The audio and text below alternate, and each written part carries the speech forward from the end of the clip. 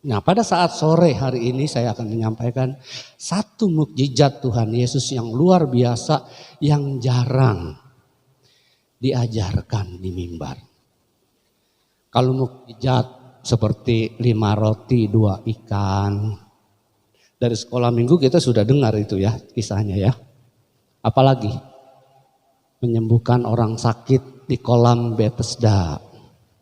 Itu juga sering kita dengar, sering dikhotbahkan.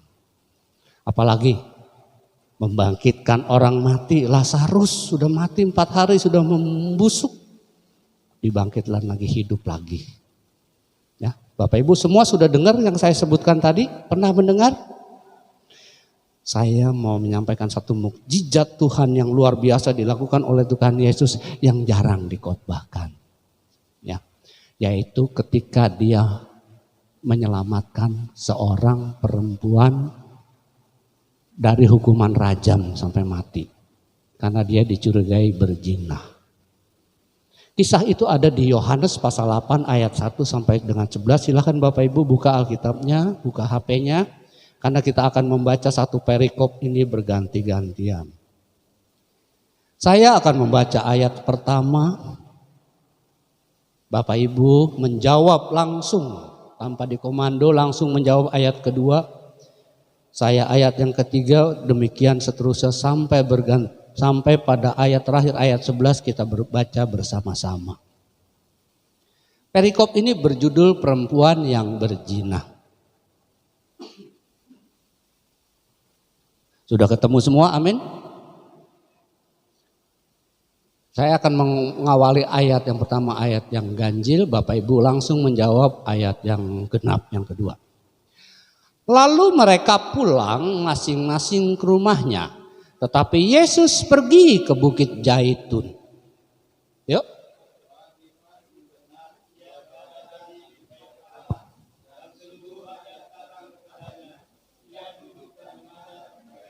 Maka ahli-ahli Taurat dan orang-orang Farisi membawa kepadanya seorang perempuan yang kedapatan berbuat zina.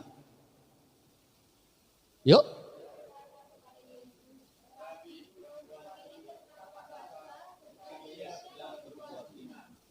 Musa dan dalam hukum Taurat memerintahkan kita untuk melempari perempuan-perempuan yang demikian. Apakah pendapatmu tentang hal itu? Ya.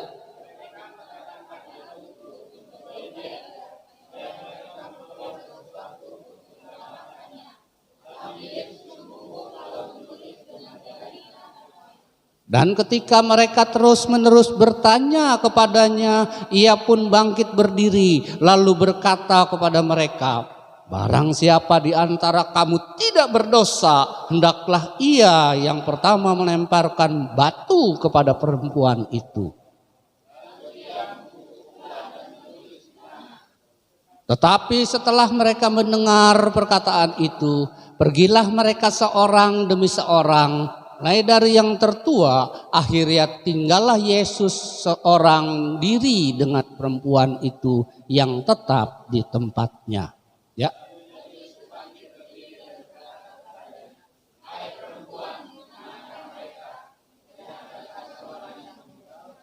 Ayat 11 sama-sama, 1, 3. Jawabnya, tidak ada Tuhan. Lalu kata Yesus, aku pun tidak menghukum engkau. Pergilah dan jangan berbuat dosa lagi mulai dari sekarang.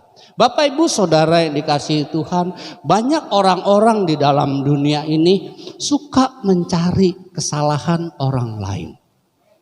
Amin ya, tapi yang amin jangan dilaksanakan ya. Amin artinya setuju bahwa di dalam dunia, di luar sana, banyak orang-orang yang senangnya cari kesalahan orang lain. Di luar sana, di sini nggak ada. Amin ya. Cari kesalahan orang lain, sibuk mencari kesalahan orang lain seolah-olah dirinya itu paling benar sendiri. Padahal dirinya juga tidak pernah luput dari kesalahan, kekurangan, kehilafan. Makanya kalau kita merasa sebagai manusia belum sempurna, masih bisa salah, masih bisa hilaf, masih bisa lupa, janganlah kita mencari-cari kesalahan orang lain. Karena ketika kita mencari kesalahan orang lain, kita sudah menghakimi, kita sudah menghukum orang itu. Sedangkan firman berkata, hal menghakimi adalah otoritas Tuhan. Kita jangan jadi Tuhan menghakimi sesama kita.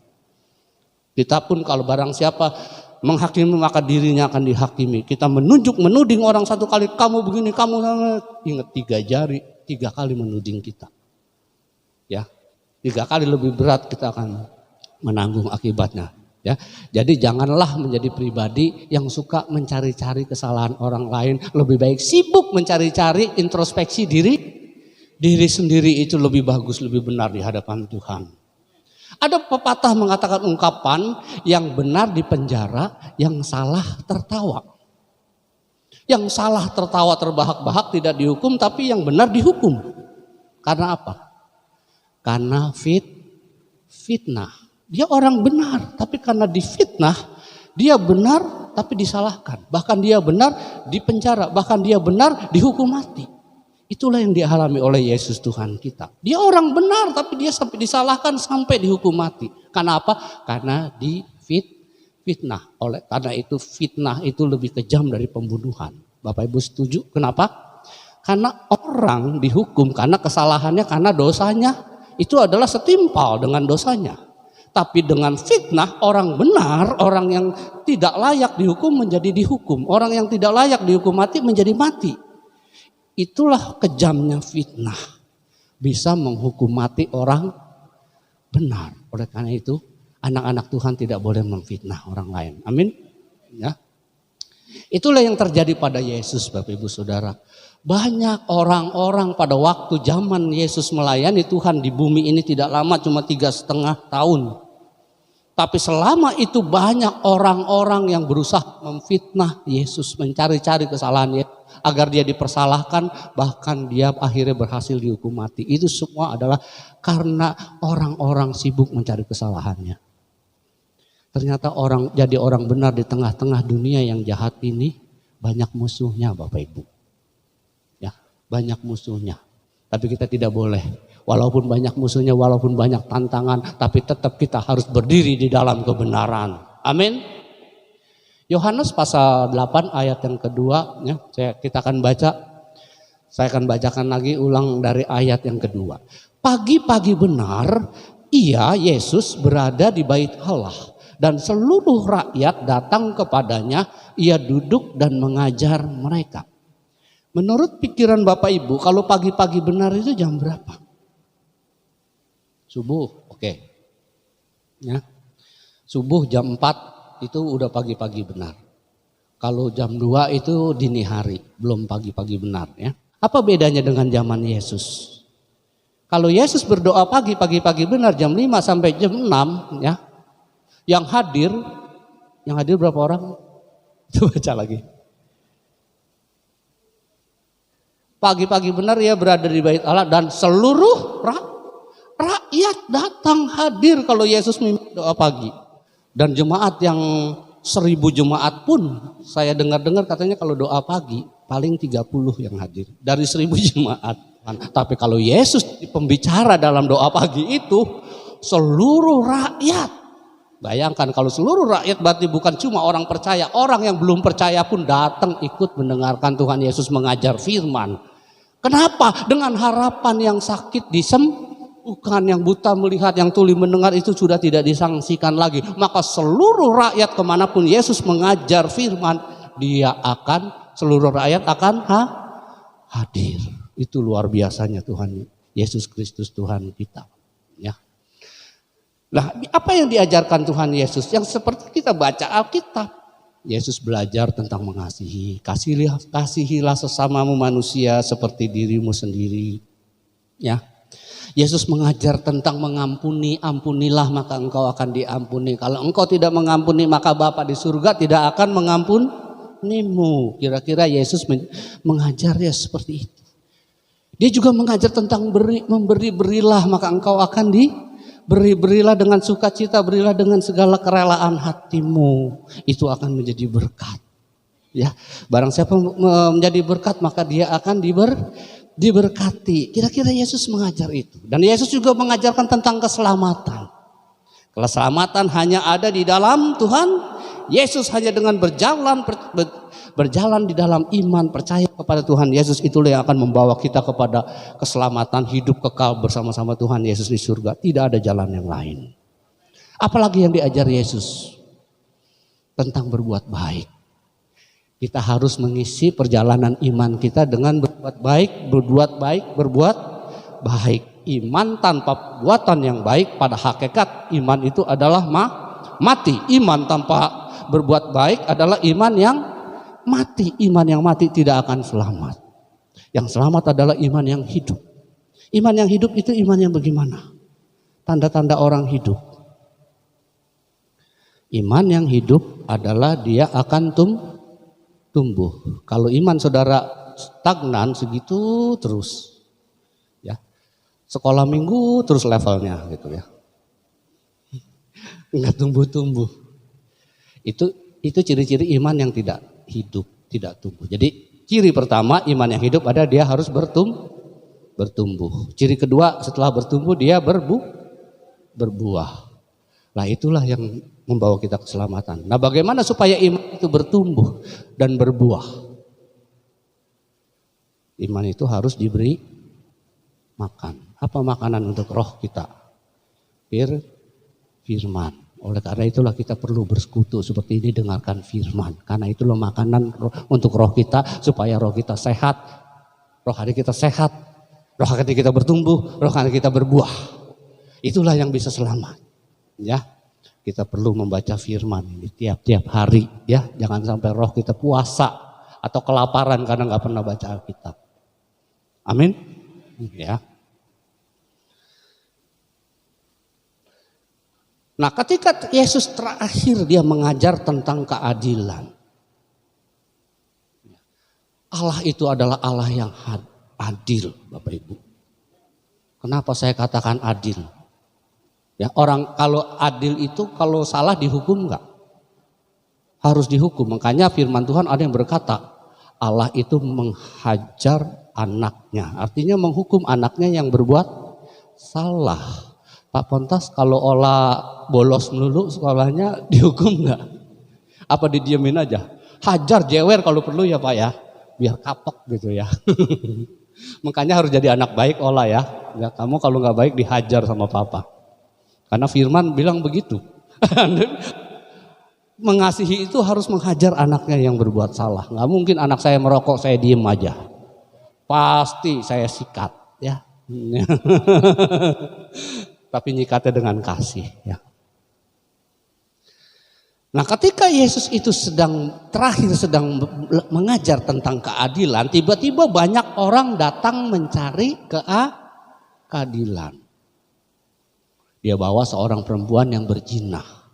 Mencari keadilan, Yesus sedang mengajar waktu itu orang banyak. Dibawa, ditaruh di tengah-tengah. Yesus perempuan ini kedapatan berzina. Ya, itu aja udah salah tempat sebetulnya. Kalau orang mencari keadilan seharusnya kemana? Ke pengadilan, ke polisi, ke aparat ya, aparat keamanan gitu ya. Masa ada orang mencuri di sana nyolong ayam misalnya tiba-tiba dibawa ke sini. Pak Pendeta, Pak Pontas lagi khotbah, tiba-tiba pencuri ayam ditaruh di sini. Pak Gembala, bagaimana menurutmu pendapatmu tentang ini? Itu bukan urusanku. Kalau ada terjadi seperti itu udah jelas sekali ada motivasi ingin menjatuhkan gembala. Banyak yang tidak suka orang di luar sana akhirnya dijatuhkan dengan segala cara. Caranya salah satu begitu, dengan dijebak. Ya, jelas orang itu ingin menjebak. Yohanes pasal 8 ayat 3 dan 4 demikian firman Tuhan. Maka ahli-ahli Taurat dan orang-orang Farisi membawa kepadanya seorang perempuan yang kedapatan berbuat jinah. Anak-anak kecil kalau nggak tahu jinah itu apa ya udah nggak usah tanya ya. Dengarkan aja nanti dapat ya. Iman tumbuh dari pendengaran akan firman. Walaupun firman itu nggak ngerti, tetap iman tumbuh. Kalau Bapak Ibu dengarkan aja, nggak ngerti nggak apa-apa. Pada saatnya nanti akan ngerti.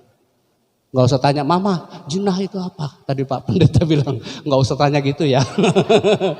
Udah nggak ngerti biar diem aja udah. Pada saat kita dengarkan firman, iman tumbuh dari pendengaran akan firman Tuhan. Walaupun nggak paham, masih kecil, tetap dia akan tumbuh dalam hadirat Allah karena diperdengarkan firman. Makanya Bapak Ibu guru-guru sekolah minggu anak kecil diceritain firman, cerita firman, ngerti nggak dia? Belum ngerti, umur 2 tahun, 3 tahun nggak ngerti ceritanya. Tapi tumbuh nggak dia di dalam Tuhan? Tetap tumbuh karena iman timbul dari pendengaran akan firman Tuhan walaupun dia nggak paham. Ya ini memang cerita ini makanya saya bilang jarang karena memang ini untuk orang-orang dewasa sebetulnya ya. Yang anak kecil belum ngerti ya sudah ya. Tetap imanmu akan tumbuh kalau engkau dengarkan firman Tuhan ini ya. Ayat 4, mereka menempatkan perempuan itu di tengah-tengah lalu berkata kepada Yesus, Rabi, perempuan ini tertangkap basah ketika dia berbuat zina. Berdasarkan hukum Taurat, mereka itu berwenang merajam perempuan itu dengan batu. Udah jelas hukumnya. Menurut Taurat, orang yang kedapatan berzina dan terbukti berzina itu hukumannya adalah dirajam sampai mati dengan dilempari batu. Udah jelas hukumnya. Harusnya dibawa kemana? Dibawa ke mahkamah agama, dibawa kepada aparat yang berwenang, dibawa kepada tua-tua gitu kan. Kok dibawa kepada Bapak Gembala? Udah jelas itu mau cari-cari, mau menjebak Bapak Gembala. Yesus Kristus Gembala Agung waktu itu mau dijebak Bapak Ibu Saudara. Ya. Yohanes ayat 8 ayatnya yang kelima, pasal 8 ayat yang kelima, demikian firman Tuhan. Musa dalam hukum Taurat memerintahkan kita untuk melempari perempuan-perempuan yang demikian. Apakah pendapatmu tentang hal itu? Ini adalah pertanyaan jebakan maut. Artinya jebakan yang bisa membawa orang yang kalau salah menjawab bisa dihukum mati. Mereka itu sudah salah alamat, jelas mereka salah alamat. Ya. Harusnya itu tidak membawa perempuan berzina itu kepada Yesus, tapi dibawa kepada aparat yang berwenang untuk disidik. Tahu ya disidik? Kan penyidikan itu ya. Disidik itu diselidiki kasusnya ini. Terbukti enggak, benar enggak berzina. Kalau memang benar berzina, mana pasangan berzina? Ini katanya dituduh berzina, perempuan ini berzina. Berzinanya dengan siapa? Mana ada berzina sendirian? Bukan berzina kalau sendirian ya. Tapi perempuan itu sendirian, pasangan berzinanya jelas ini cuma mengada-ada mau menjebak Tuhan Yesus ya. Hal ini dilakukan untuk menjebak Yesus, mereka berusaha untuk menghukum Yesus. Sebetulnya orang-orang itu lebih bernafsu untuk menghukum mati Yesus daripada menghukum perempuan itu. Seperti kasus Barabas. Ingat kasus Barabas ketika Yesus mau dihukum mati, dijatuhi hukuman mati. Pontius Pilatus pada waktu itu, pemimpin waktu itu tahu bahwa Yesus itu orang benar. Tahu bahwa Yesus itu tidak layak untuk dihukum mati. Dia ingin menyelamatkan Yesus dengan segala upaya. Ya, apalagi istrinya Pilatus sudah mendapat mimpi bahwa ini orang benar harus diselamatkan. Tapi orang-orang banyak itu teriak-teriak terus menuntut hukuman mati untuk Yesus. Maka sebagai langkah terakhir Pilatus bertanya, ada 2 orang yang terancam hukuman mati. Satu Barabas, ini penjahat kelas kakap, memang layak dihukum mati. Ini Yesus. Yang mana? Pilih salah satu, yang mana harus aku bebaskan bagi engkau. Mereka semua teriak-teriak, bebaskan Barabas, bebaskan Barabas.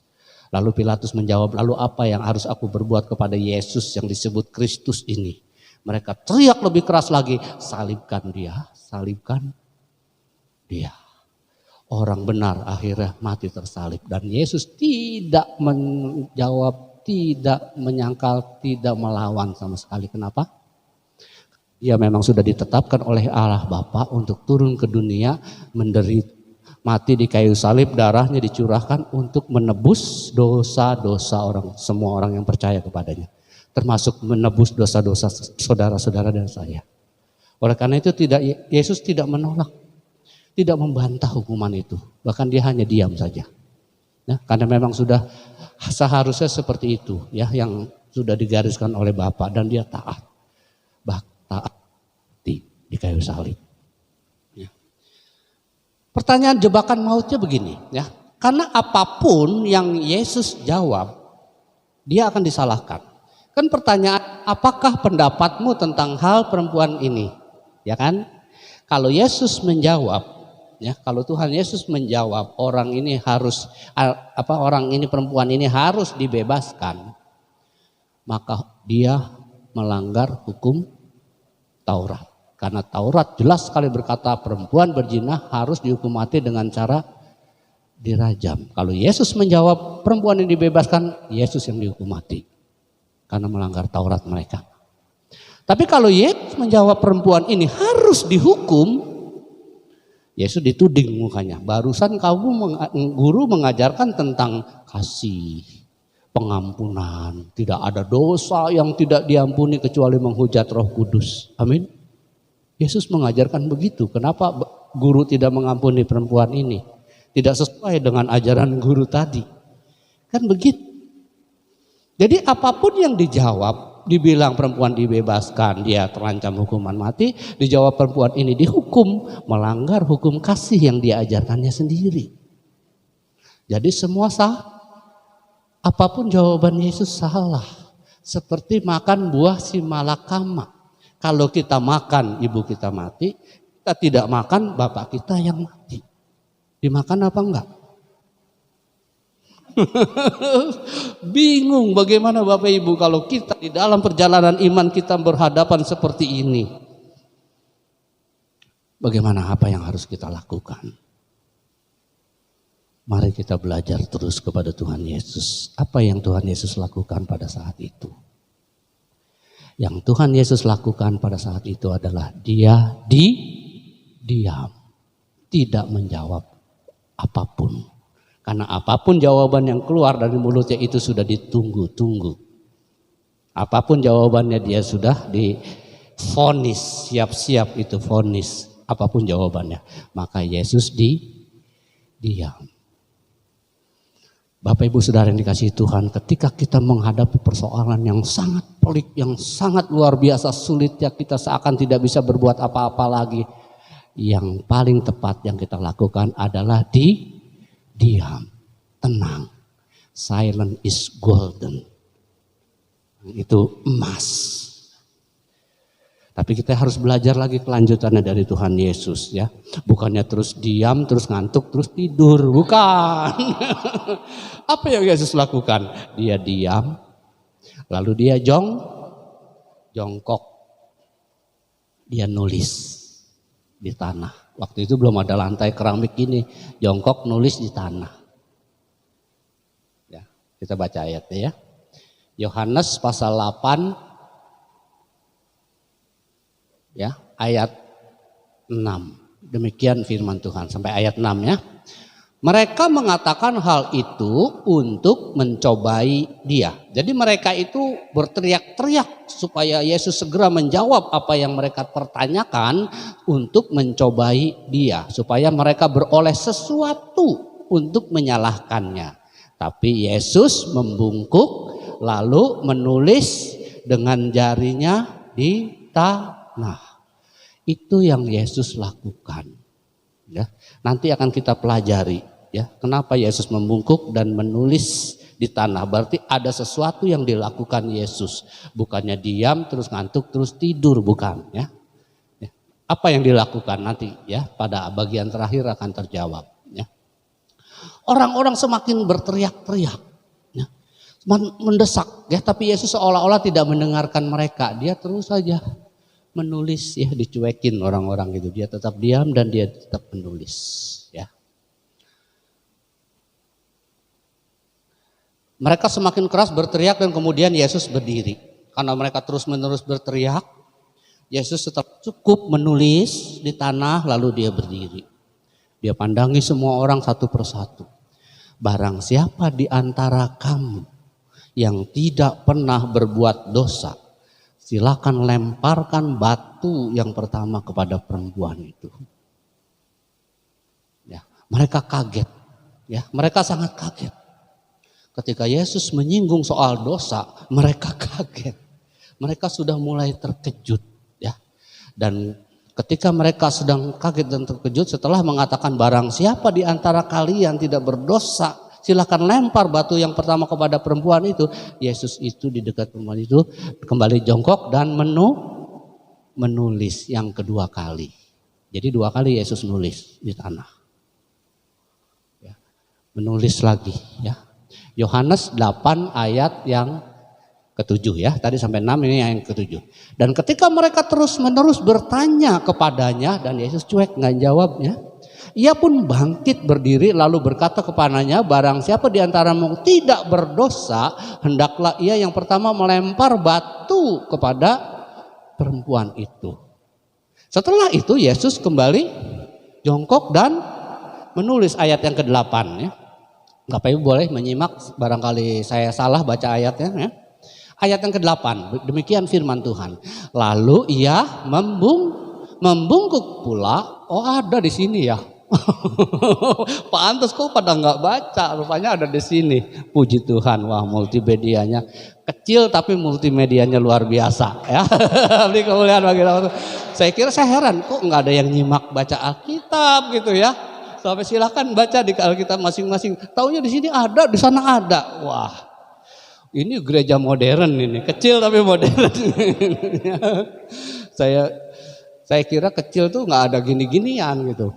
Wah luar biasa ini Pak Pontas ini ya. Pengurus-pengurusnya juga ya. Luar biasa ini. Kecil tapi multimedianya lengkap, ada rekaman juga ya. Awal-awal saya agak grogi direkam. Lalu ia membungkuk dan menulis di tanah. Berapa kali dia nulis? Dua kali ya. Perlahan mereka melihat.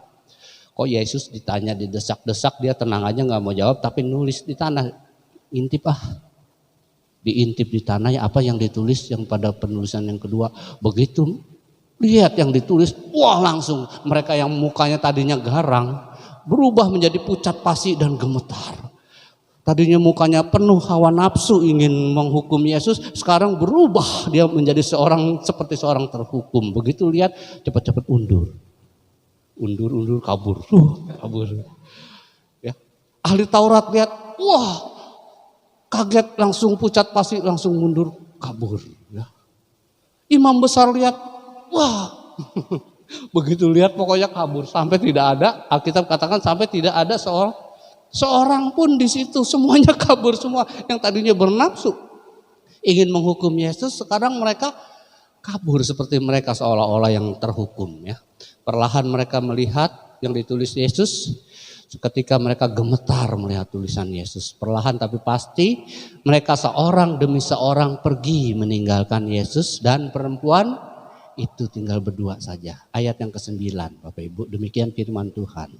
Saya baca di sini Lalu ia bukan ayat 9 udah. Nah, tetapi setelah mereka mendengar perkataan itu, pergilah mereka seorang demi seorang, mulai dari yang tertua, akhirnya tinggallah Yesus seorang diri dengan perempuan itu yang tetap di tempatnya. Kenapa mulai dari yang tertua? Ya, Bapak Ibu jangan membayangkan pergi seorang demi seorang, mulai dari yang tertua yang pergi. Jangan pikir yang tertua, yang paling tua seperti Oma Susana, bukan ya. Yang tertua di sini adalah orang yang dituakan, bukan orang yang tua secara usia. Ya, umurnya mungkin baru 40-50 ya. Ya, belum terlalu tua, tapi dia dikatakan di sini mulai dari yang tertua. Artinya dari yang pejabat-pejabat. Imam besar, ahli Taurat, kepalanya orang Farisi. Itu yang paling dulu kabur Bapak Ibu. Itu Alkitab mengatakan begitu. Justru orang yang punya jabatan di bait Allah itu yang pertama-tama kabur.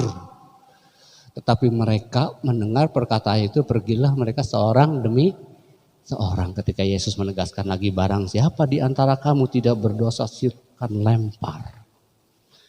Penasaran gak apa sih sebetulnya yang ditulis oleh Tuhan Yesus? Kok bisa tadinya garang berubah menjadi seperti terdakwa? Apa sebetulnya yang ditulis oleh Tuhan Yesus? Yang ditulis oleh Tuhan Yesus adalah nama-nama. Nama siapa yang ditulis? Pada penulisan yang pertama yang ditulis oleh Tuhan Yesus adalah nama Bapa yang di surga. Dia tulis nama Bapa yang di surga, terus apa yang ditulis selanjutnya? Yang ditulis adalah doa-doa. Seperti pokok-pokok doa. Itu yang ditulis oleh Tuhan Yesus. Inilah doa-doanya. Jadi ketika kita menghadapi persoalan yang sangat pelik, persoalan yang sangat kompleks, yang kita tidak bisa mampu berbuat apa-apa lagi. Yang pertama kita harus diam. Jangan kita lagi panik, jangan kita lagi emosi, kita ngomong banyak, pasti banyak salah. Amin. Saya juga ngalami soalnya. Pada saat emosi, pada saat panik, kita banyak ngomong, kita banyak salah. Lebih baik kita diam. Ya. Tenang itu emas kalau pada saat seperti itu. Tapi sekali lagi jangan terus tenang, terus diam, ngantuk, tertidur, bukan. Ya, kalau itu jatuh seperti siapa tuh yang jatuh dari atas. Anak muda dinain ya, yang jatuh itu dari lantai atas. Kenapa? Karena diam, terus ngantuk, terus tertidur. Nah Yesus nggak gitu, dia diam, terus jongkok, dia tulis doa-doa, pokok-pokok doa, itulah doa-doa. Jadi Yesus tuh sambil jongkok, dia sambil berdoa memohon kepada Bapa untuk mengadakan mukjizat, memberikan kemampuan kepada tubuh manusianya untuk dia mengadakan mukjizat, bahkan mukjizat yang luar biasa. Lalu pada dia jongkok penulisan yang kedua, nama siapa yang ditulis? Yang ditulis adalah nama-nama orang-orang yang mendakwa perempuan itu. Mulai dari nama pemimpinnya imam besar, ini dosanya. Mulai dari ahli Taurat, ya, orang-orang Farisi, mahkamah agama, semua yang penggede-penggedenya ditulis paling dulu Tuhan Yesus, ini dosanya. Ternyata mereka semua orang berdosa. Ada yang mencuri, ada yang berzina, ada yang merampok apa? Di bait. Itu loh kotak perpuluhan ya, dirampok. Ternyata dari zaman Yesus sudah ada. Uang persembahan dicuri. Makanya pengurus-pengurus bait Allah gitu begitu ngelihat dosanya ditulis oleh namanya, ditulis dosanya itu langsung mereka pucat pasi. Kenapa? Kalau Yesus mendakwa mereka yang dihukum mati. Apalagi di situ tidak sedikit ternyata mereka pun berzina juga. Mereka pun terancam dirajam juga. Makanya begitu lihat tulisan langsung mereka kabur. Sampai tidak ada orang satupun tinggal Yesus dan perempuan itu. Artinya apa? Semua mereka yang mendakwa itu berdosa semua. Ditulis semua namanya dan dosanya. Seolah-olah mereka itu ditelanjangi, Bapak Ibu. Padahal mereka itu pemuka-pemuka agama pada saat itu. Yohanes 8 ayat 10 sampai dengan ayat 11. Baca sini lagi. Karena ini kecil tulisannya ya, sini lebih enak. Lebih enak lagi di sini. Ya. Tapi tenggengnya enak di sini.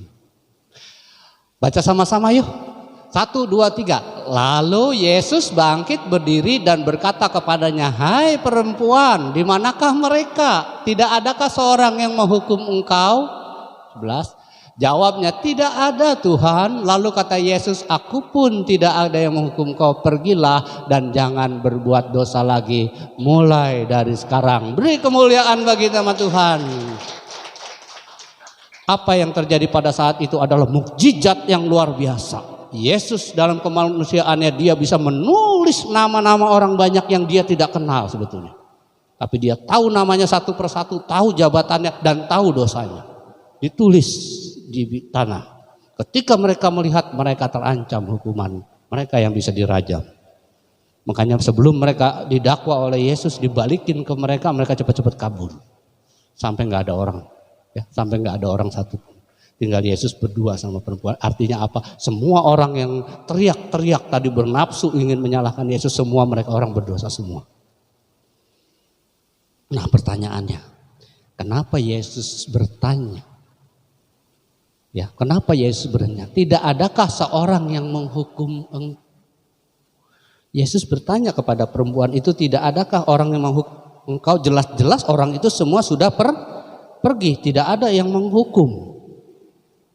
Dan perempuan itu menjawab, tidak ada Tuhan. Kenapa? Karena pada saat itu Tuhan sedang menyelidiki hati perempuan itu. Apakah masih dalam dosa? Apakah sudah bertobat setelah nyawanya diselamatkan dari hukuman mati dengan cara dirajam? Ternyata perempuan itu tersentuh hatinya.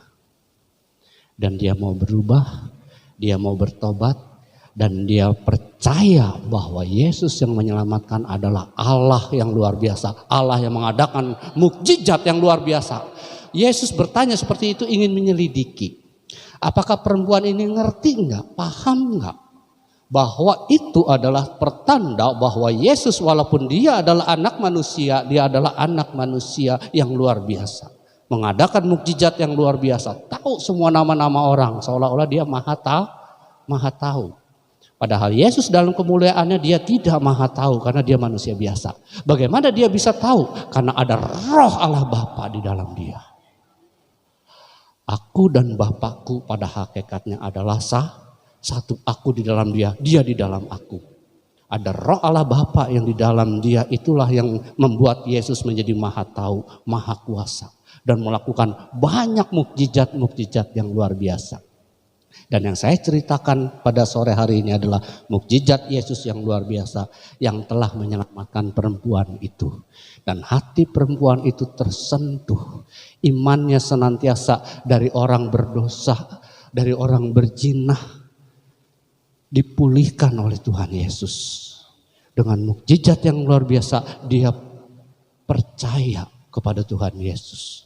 Hatinya Tuhan Yesus menyelidiki. Makanya Tuhan Yesus itu bertanya. Pertanyaan itu untuk menyelidiki hati perempuan itu.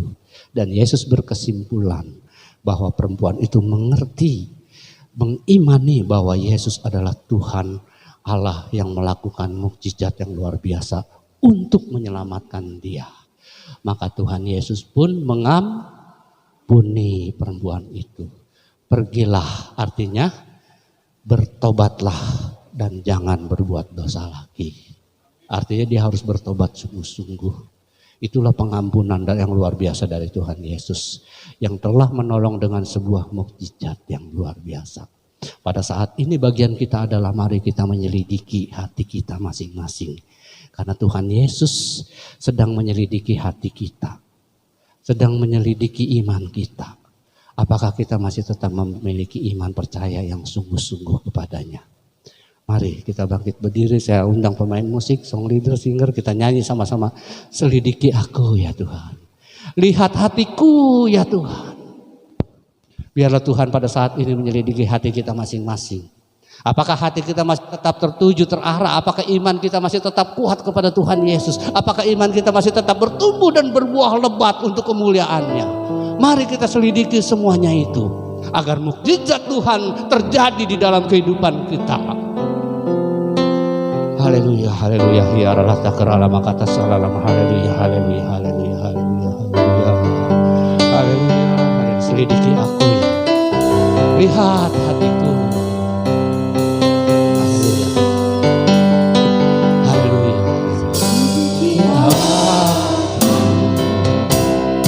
Lihat hati, apakah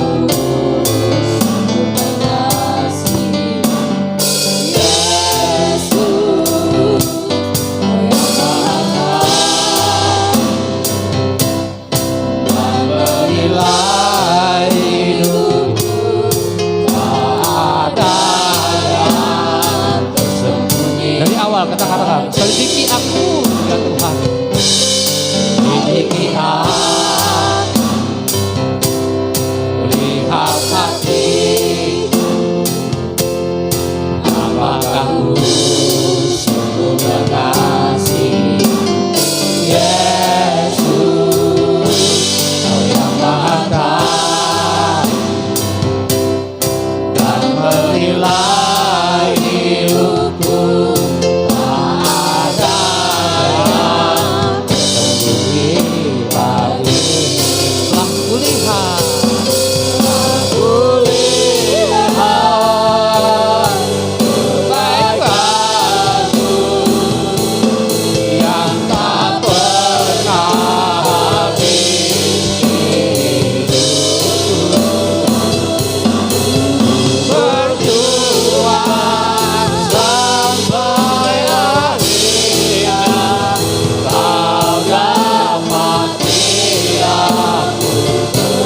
serukan dengan iman. Telah kulihat,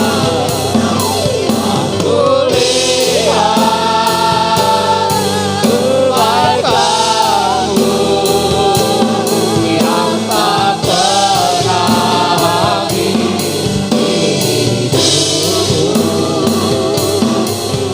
Berjuang sampai akhirnya Kau dapati aku tenang sepi. Kau mendapati hati kami setia. Dapati aku tenang. Sekali lagi katakan, aku mau tetap setia ya. Dapati aku tetap setia.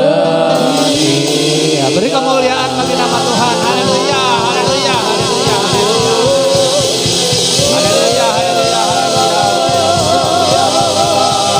Haleluya, haleluya, haleluya. Haleluya, haleluya, haleluya, haleluya, haleluya. Biarlah takrala wakata salalama. Haleluya, haleluya, haleluya. Oh, haleluya, haleluya, haleluya. Haleluya.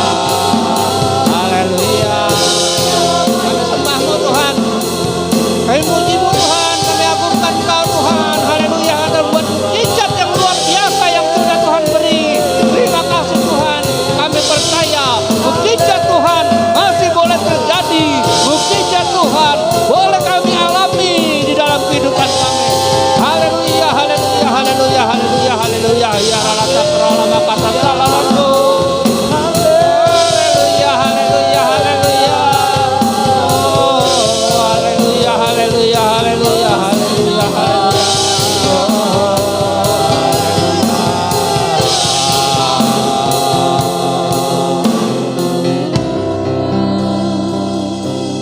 Inilah yang menjadi kerinduan kami ya Tuhan. Pada saat kelak Engkau datang kali yang kedua ke bumi ini, Engkau mendapati kami dalam keadaan taat, setia dan beriman kepada Tuhan. Terima kasih Tuhan buat kebenaran firman-Mu. Biarlah kuasa daripada firman itu memampukan kami. Roh Kudus memampukan kami untuk mengubah kami sehingga menjadi pribadi-pribadi yang hidup seturut dengan firman Tuhan. Kami tidak hanya menjadi pendengar-pendengar firman Tuhan, melainkan biarlah firman Tuhan itu tetap tertanam dalam kehidupan kami dan kami dapat menjadi pelaku-pelaku firman-Mu. Dan firman itu mengubah kami. Firman itu membentuk kami seturut yang Tuhan mau. Tubuh dan darah Kristus yang sebentar akan kami terima lebih menguat kami, memeteraikan iman kami lebih kuat lagi karena Engkau sudah menyatu di dalam kehidupan kami. Marilah kita mempersiapkan hati untuk menerima tubuh dan darah Kristus, untuk kita makan minum bersama. Saya serahkan kepada Bapak Gembala.